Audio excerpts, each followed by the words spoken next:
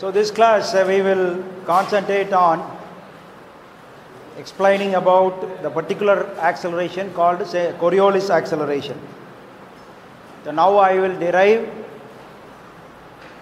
the formula for the Coriolis acceleration with a problem given in a book titled Fundamentals of Applied Dynamics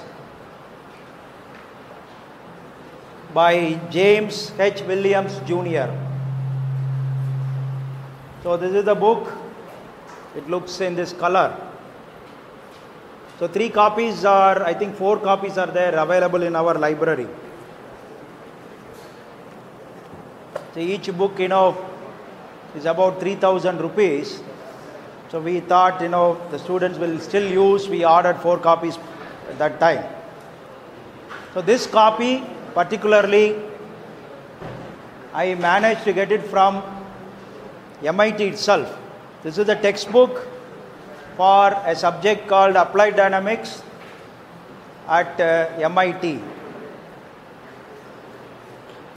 For one of the project to solve a problem, I thought this book could be useful.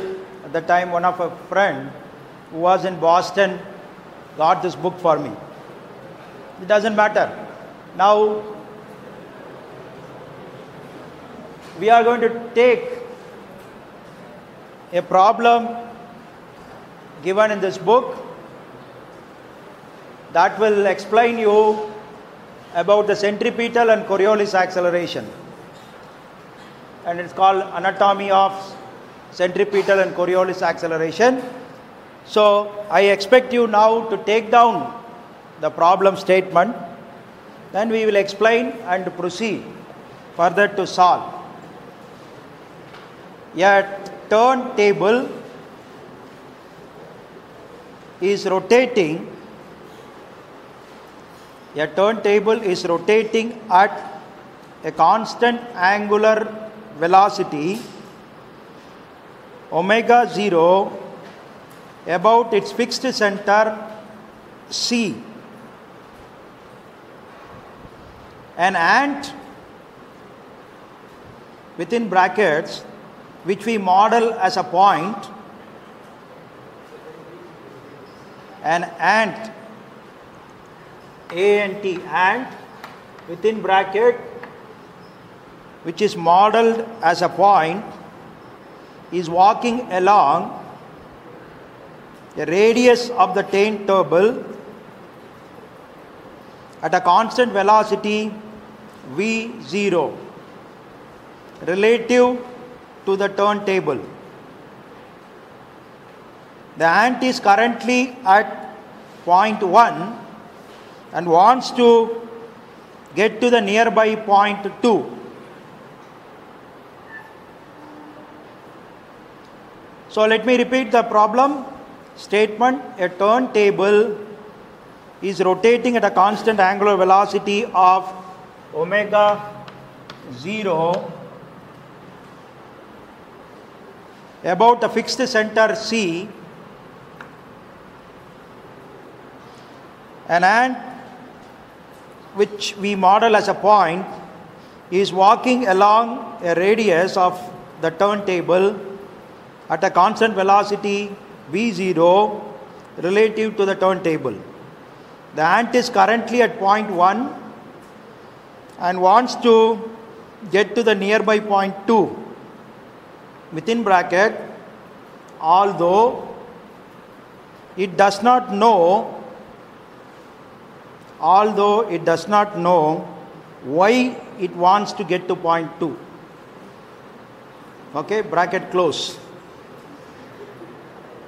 Although omega 0 and V0 are constants, we seek the acceleration of the bug relative to the fixed frame, which we denote by xy. So we have a fixed frame here, xy. So you can see the ridicule they will make, even it's a very serious topic. The professors add some kind of a spice to it. So even though we don't know why the ant wants to move from 1 to 2, we are forced to find out its acceleration. Okay, so that is the problem. There is a turntable, it rotates with respect to C as the center, and omega 0 is the velocity at which it is rotating. Now interestingly, you have to see that the angular velocity of the turntable is constant. That is omega 0, angular velocity is not going to change its magnitude, it is constant. The velocity of the ant is also constant. Even though both are constant, still you will see that there is an acceleration involved. Okay?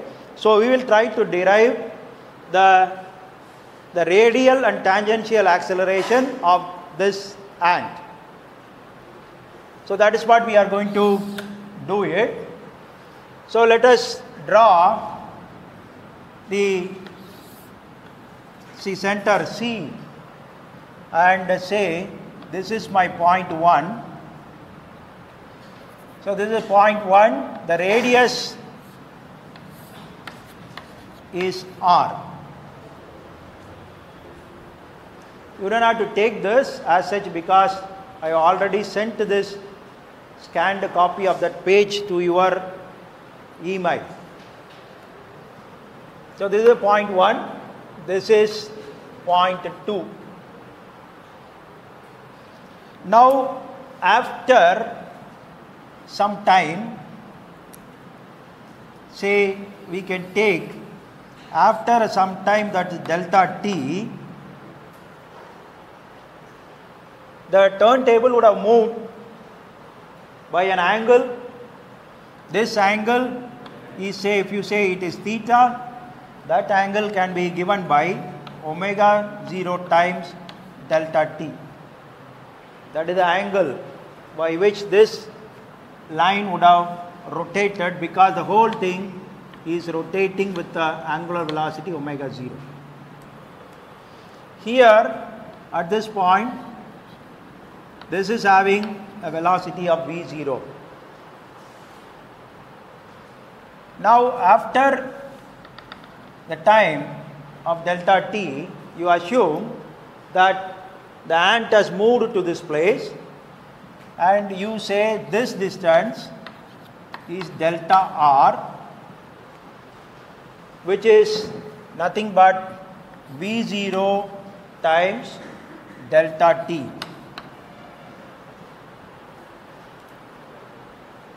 Understand? So the distance moved, delta r is equal to v0 times the delta t. Now the ant is here, still it is pursuing its course, even though it has reached point 2, it continues to move with a constant velocity. So that velocity is still v0, but it is still moving with respect to the rotating frame in the same radial direction. Now for an outsider who is on the fixed frame, this ant not only has this velocity is with reference to the rotating frame the ant is making. In addition to this, for an outsider, this will have a velocity that will be tangent, that is given by omega 0 times r. With reference to the outside frame, there are two velocities this ant has. One is because of the relative velocity of that ant add with the rotating table, and you have another velocity omega 0 times r. You can come and sit here, from there it will be visible. Omega 0 times r, that is your tangential velocity. You have any doubt about this particular thing?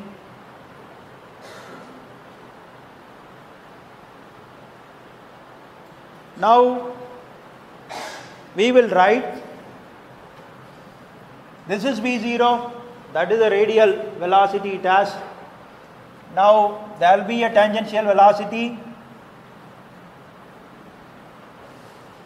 That velocity is given by tangent to this, that is perpendicular to this.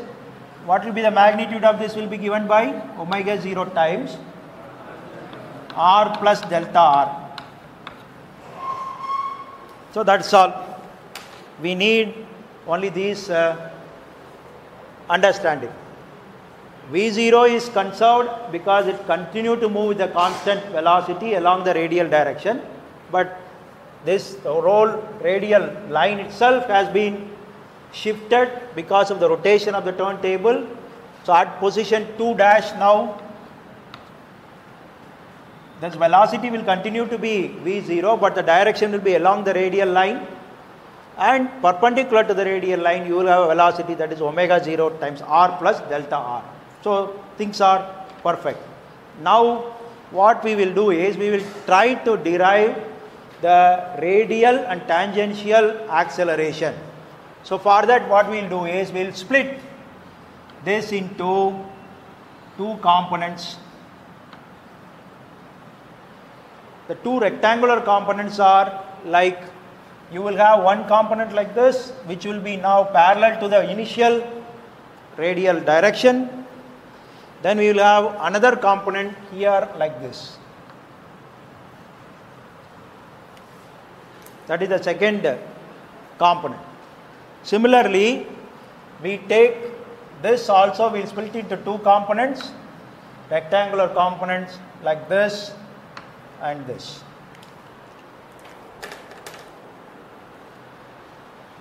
Now the angle of this one and this one will be same as this angle, that is given by omega 0 times delta t. Similarly here this angle also will be omega 0 times delta t. Now if we take these components as say 1, and this component of the velocity as 2, this component as 3, this component as 4. Then I can find out the velocity change divided by the time delta t will give me the acceleration. Before going further, we can say that the sine of omega 0 delta t is going to be omega 0 times delta t. Cos of omega 0 times delta t is going to be 1, provided that delta t is tending to 0 or very, very small. Okay?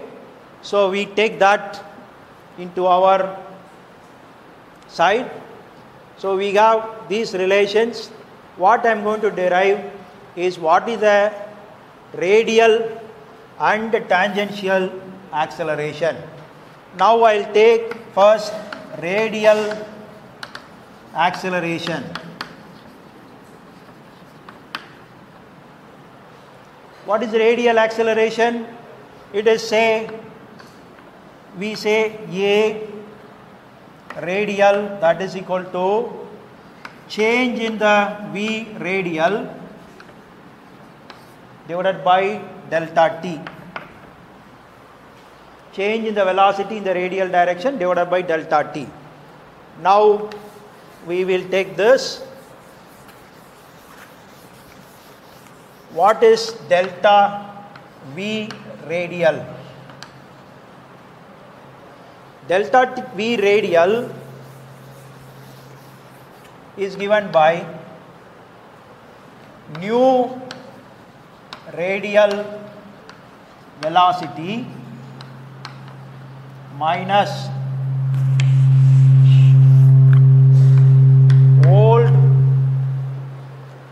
old radial velocity.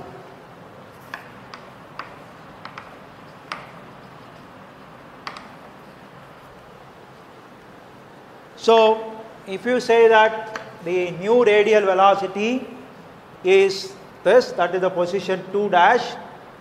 The radial velocities are given here, that is component 2 and 4. What are the components in the radial direction? 2 is in the radial direction, 4 is in the radial direction. This 1 and 3 are in the tangential direction, so that we don't have to count. We take the components 2 and 4 minus old radial velocity is v0. So what will be the second component? Component 2. Component 2 is, this is v0, this is your omega 0 delta t, if you say theta, v0 times cos theta. So that is v0 times cos omega 0 delta t minus, because here the direction is opposite. If you take this the positive direction, this is fine, but this is the opposite direction. Fourth component will be v0 omega 0 r delta r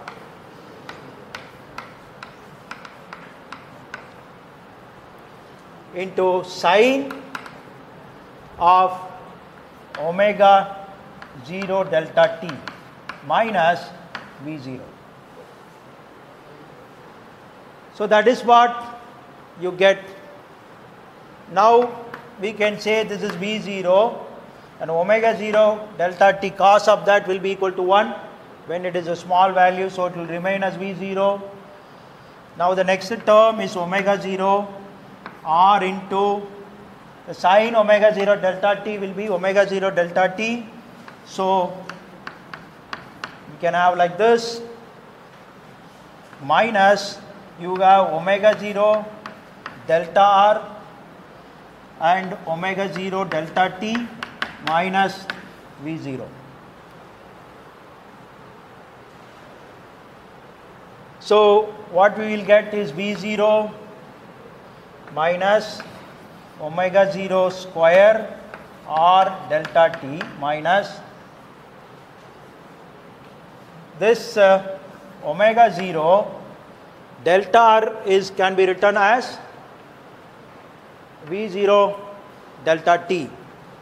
So v0 delta t, then here you have omega, that will become square, then you have delta t, that is delta t will be squared by v0.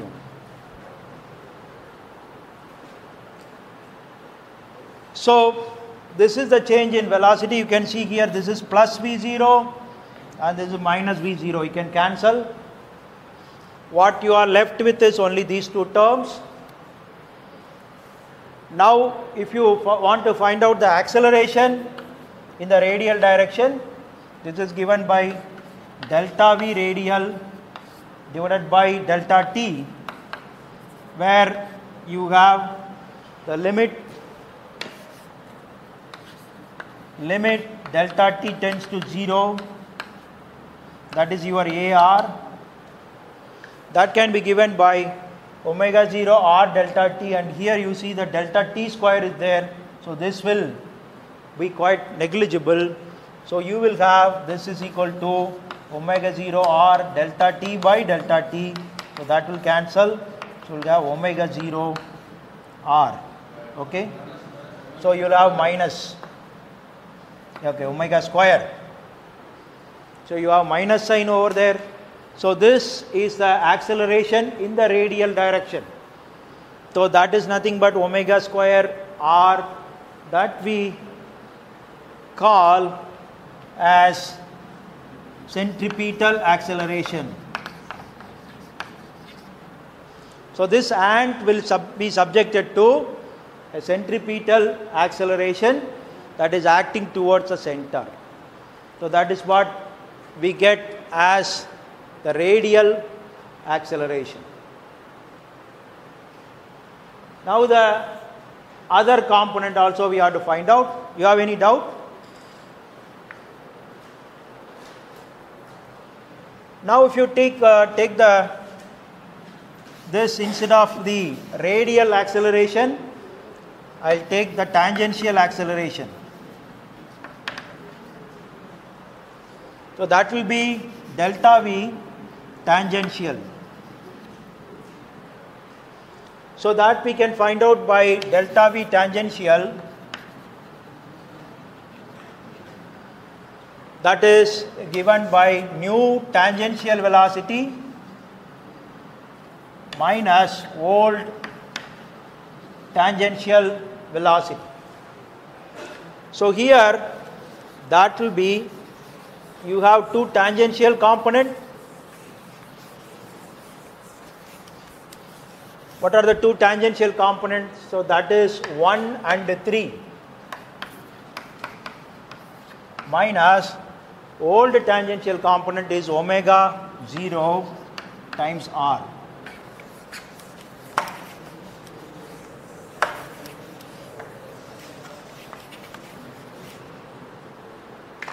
So what will be component 1? Component 1 will be given by V0 times sine omega 0 delta t.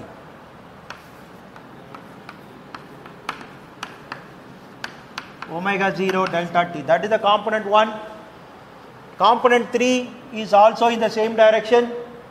So you can say that will be omega 0 r delta r plus omega 0 r plus delta r, that is the, and that will be cos of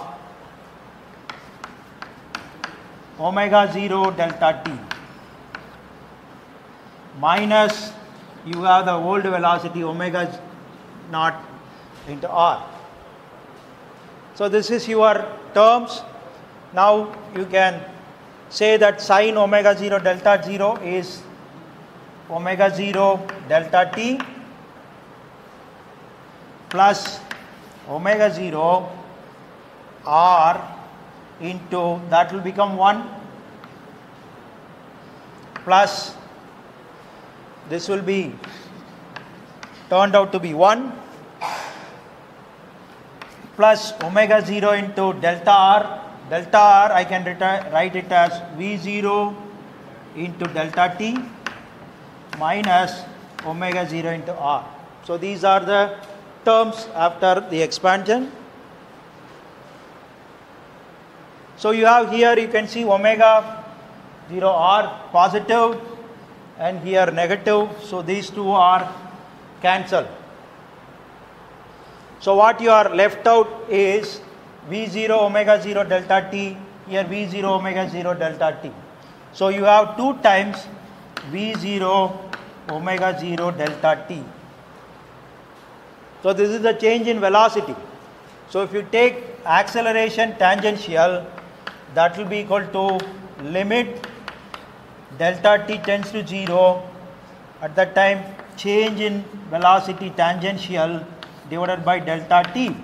So this will be equal to 2 times V0 omega 0.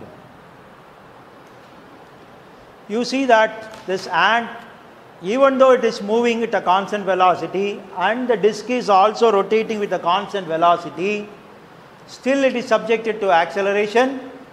It has a tangential component as well as a radial component. So both components, if you take, you see it is 2 times the magnitude of that this tangential acceleration is 2 times V0 omega 0. This is the linear velocity relative to the rotating table, and omega 0 is the angular velocity of the turntable. So this is what we call it as a Coriolis acceleration. So why it is called Coriolis acceleration? There is a Frenchman called Gustave Coriolis has invented this component.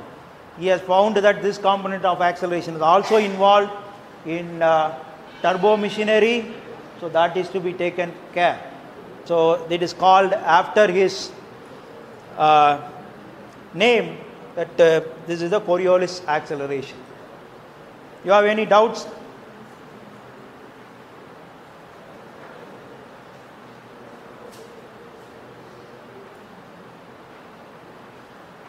So we will derive this Coriolis acceleration by other methods as well, because this is a higher order concept or difficult concept, we'll try to give as much example as possible. Okay? You have any doubt? Then we will make a small pause.